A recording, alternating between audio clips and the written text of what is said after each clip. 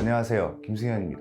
신차 때문에 340억 원 물어주게 생긴 기업, 신차를 출시함과 동시에 진심으로 사과해야 하는 상황이 되어버린 기업. 이미 썸네일과 제목을 보고 들어오셔서 아시겠지만 기아자동차 이야기입니다. 지난 21일 오후 4시부터 기아차가 신형 소렌토 하이브리드의 사전 계약을 중단했습니다. 기아차 홈페이지에는 안내문이 게재됐고, 내용에 따르면 디젤 모델의 사전 계약은 종전과 동일하게 진행됩니다. 그랜저까지 누른 역대급 사전 계약이라 불렸는데, 기아차 입장에서는 비상사태가 아닐 수 없습니다. 차를 기다리던 소비자 입장에서도 결코 좋은 소식이 아니겠죠. 신형 소렌토 하이브리드는 1598cc 가솔린 엔진을 장착하기 때문에 1000cc부터 1600cc 미만 기준을 충족해야 세제 혜택을 받을 수 있습니다.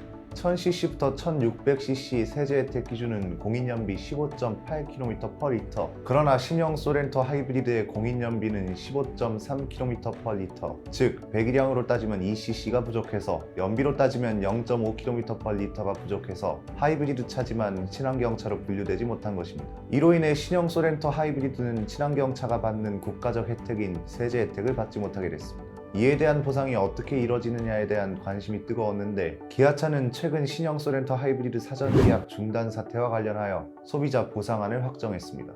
사전 계약자들을 대상으로 개별 소비세, 교육세, 그리고 부가세가 포함된 143만 원을 보상해야 한다는 이야기가 있었으나, 취득록세 90만 원도 보상액에 포함해야 한다는 의견도 적지 않았습니다. 세제 혜택 143만 원과 취득록세 90만 원을 더하면 총 233만 원, 사전 계약 대수는 14,490대, 기아차가 보상해야 하는 금액은 약 337억 원이 됩니다. 이를 접한 사전 계약자를 비롯한 네티즌들은 취득세와 도덕적 책임도 물어야 한다. 이건 실수가 아니라 명백한 사기다. 통행료 할인, 주차장 할인 등의 혜택을 못 받는 건 어떡할 거냐? 라는 반응을 보였습니다. 기아차는 이에 대해 직원의 실수로 인한 것이라 말하면서 또 한 번 파장을 일으켰습니다. 기아차는 직원의 실수로 세제 혜택 후에 가격 범위로 공지가 되면서 소비자의 혼선을 초래했다라며, 기존 공지된 소렌토 하이브리드 모델의 사전 계약 가격은 변동될 예정이며, 사전 계약 고객에게는 별도의 보상안을 마련해 개별 연락을 하겠다라고 밝힌 바 있습니다.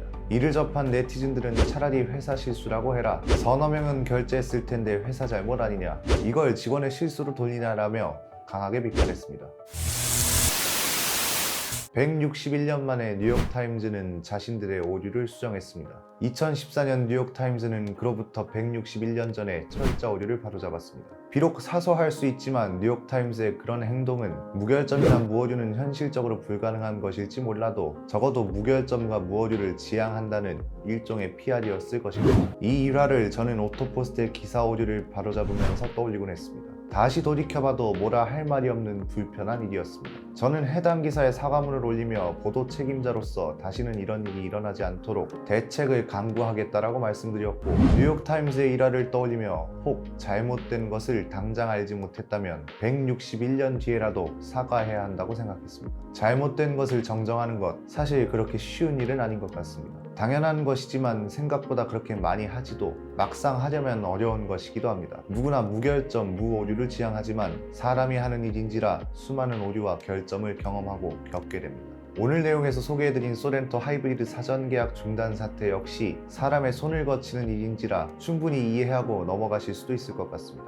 그러나 기업이 대책과 보상을 마련하겠다고 했음에도 비판을 넘어 조롱까지 나오게 되는 이 현실은 어쩌면 예견된 것은 아닐까.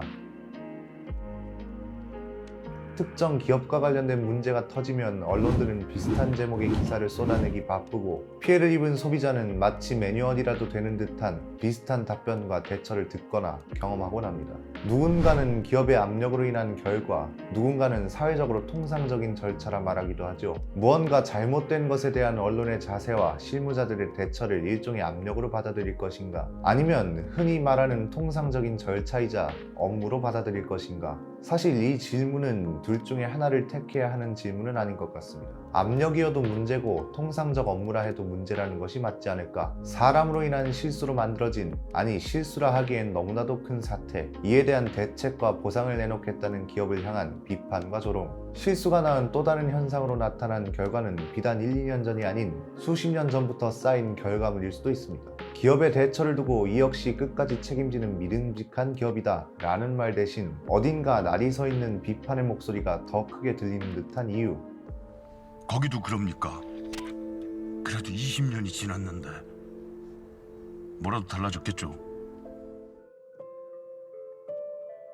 배우는 한 언론과의 인터뷰에서 이 대사 하나 때문에 드라마 출연을 결심했다고 말한 바 있습니다. 권력이 미디어를 통해서 대중의 여론을 지배하고 싶어하는 욕망을 인정하고 그것이 통상적일 수도 있다고 인정하는 순간 기업을 향한 소비자들의 여론은 그대로일 것이고 그 드라마에서 등장했던 그 질문은 지금도 유효하고 또한 20년 후에 그 대답도 여전히 그대로일 것입니다. 그리고 일개 언론도 잘못을 바로잡으려 책임자가 나서는데 대기업이라고 못할 이유도 없을 것입니다. 물론 최근 보도된 내용을 보고 있자 하니 20년까지는 모르겠으나 적어도 꽤 오랫동안 그 질문과 대답은 유효할 것 같습니다. 오늘의 소셜 브리핑이었습니다. 그리고 오늘의 사족입니다. 저는 이 영상을 촬영하기 바로 직전에도 관련 기사를 확인했습니다. 확인 결과 기아차는 친환경차 등록 절차도 없이 사전 계약부터 진행했다고 합니다. 완성차 기업의 친환경 모델이 친환경차 세제 혜택을 받으려면 산업통상자원부에 반드시 친환경차 등록을 신청해야 하는데 기아차는 등록 신청조차 하지 않은 것으로 전해졌습니다. 무결점과 무오류, 인간의 영역에서 불가능하지만 기업이라면 적어도 지향해야 마땅한 것일 터인데 절차조차 무시했다는 이 소식을 접하니 과거 해당 기업의 결함 관련 인터뷰 때 했던 하청업체 직원의 한마디가 떠올랐습니다.